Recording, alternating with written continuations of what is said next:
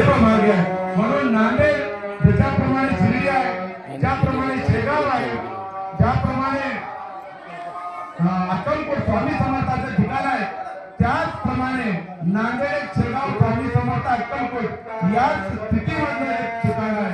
म्हणून नांदेड ठिकाण त्या लेवल मधलं आणि त्या बरोबर आहे. म्हणून बाळगी महाराजांचा प्रचार आता कुठेतरी भक्तापर्यंत पोहोचत आहे, पण आजपर्यंत हा प्रचार झाला नाही. म्हणून बाळगी महाराज हे जनमानसापर्यंत पोहोचले नाही.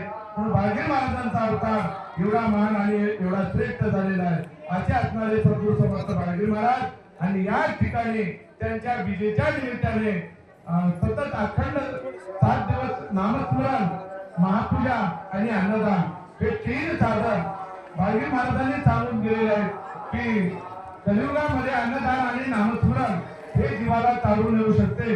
म्हणून या ठिकाणी सतत 7 दिवस झालेलं अन्नदान, नामस्मरण गुरु महाराजांच्या समाधी स्थळाच्या ठिकाणी झालं आणि आजूबाजूच्या गावातले भक्त येऊन नाम घेऊन पवित्र झाले.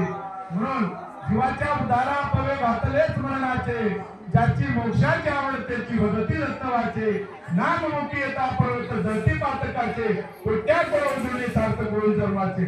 7 दिवसामध्ये ज्या ज्या भक्तांनी या ठिकाणी नामस्मरण केलं कोटी कोटी कुळांचा उद्धार होते असे बाळगी महाराज सांगून गेले. म्हणून सद्गुरू समर्थ बाळगी महाराज यांच्या चरणी नतमस्तक होऊन मी माझ्या 2 शब्दाला या ठिकाणी पूर्ण विराम देतो. जय आनंद, जय दत्त.